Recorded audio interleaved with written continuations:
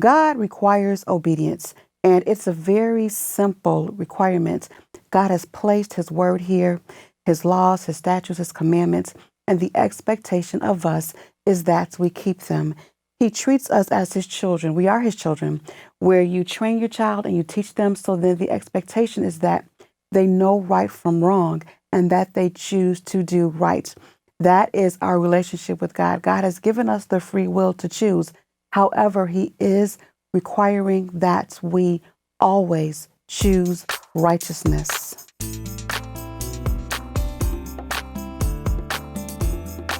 Once again, we're here for the Sanctuary Sunday School, and I am so glad to have you here with me.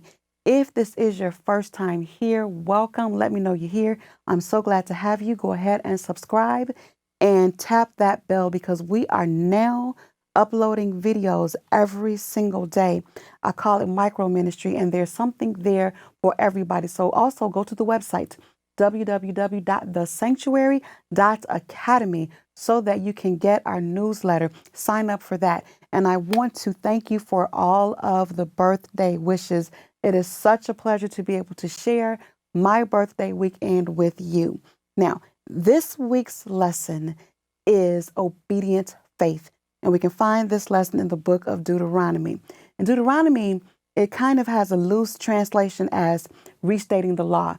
And that indicates how important it is to obey the law of God. So we're looking at this and we're looking at Moses, and he's talking to the children of Israel. Now, we went through this story, and this is a really good series that we're going through with Moses and these children because it really illustrates the relationship with God and how He cares for His people.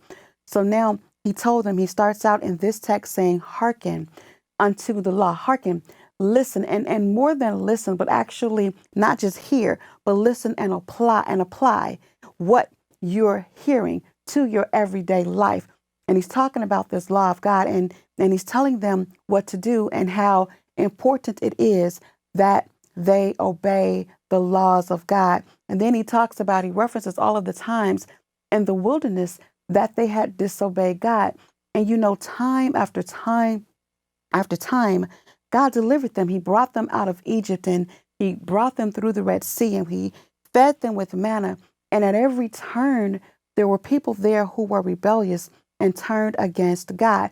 And so Moses took this opportunity in the book of Deuteronomy, and Moses did write the first 5 books of the Bible. So this is that 5th book, Deuteronomy, and he's kind of restating and hoping that they remember and treasure the word of God. And he's warning them that you have to obey this word and that it's so sacred. You cannot take anything away and you cannot add anything to it.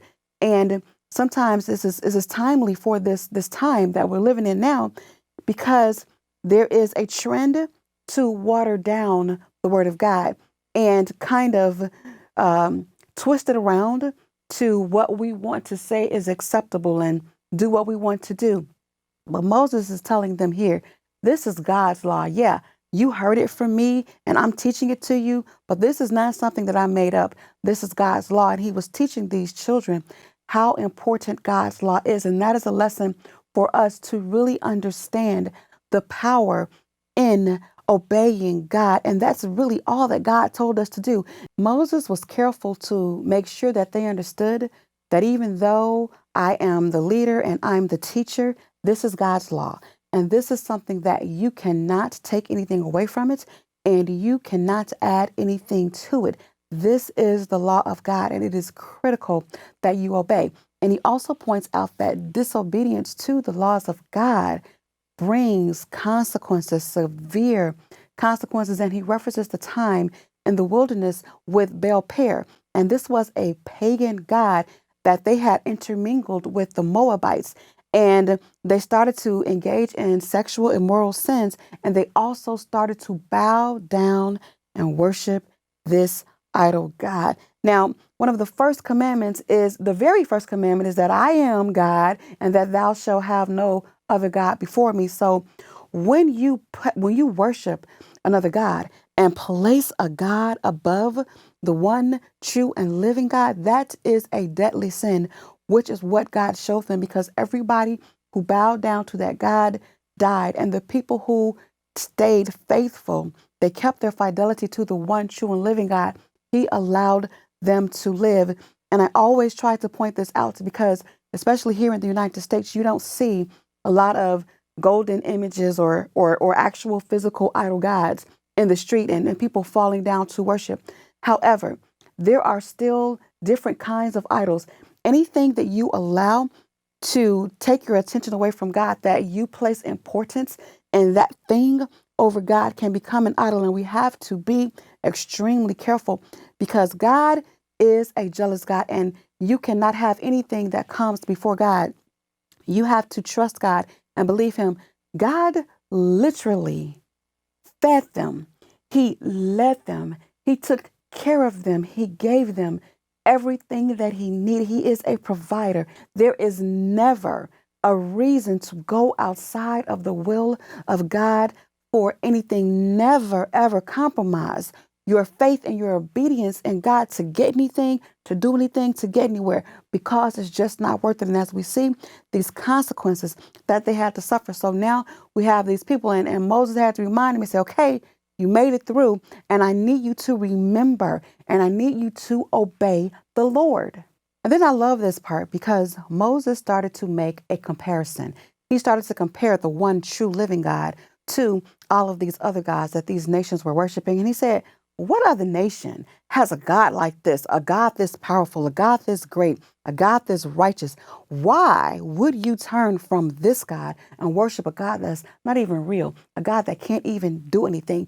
God has proven who he is to you. And he referenced how God appeared in the form of fire on the Mount at Sinai. And then he began to talk about the laws of God and how not only did God author the law, he wrote it, it was his, but he spoke it. And not only did he spoke it, but he gave it to them in writing on stone tablets. They actually had a hard copy of it. You know, nowadays we work with computers and we have all of this stuff stored in the clouds and on these different devices. But I'm old school. I like to have a hard copy of some stuff that I can hold in my hand and look at, and I can show it to you and say, look, here it is right here in black and white.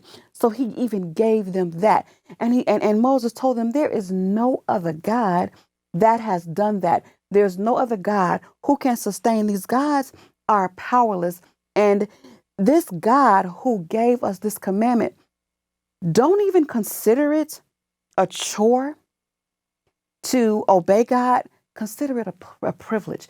Consider it a blessing that God even thought enough of us to give us these guiding principles to take us through life, because it is through the laws of God that we are blessed. It's through the laws of God that we can live and walk in his righteousness. It's through the law of God that we can live in relationship with him. God, my Father, you can call on him. He will take care of you.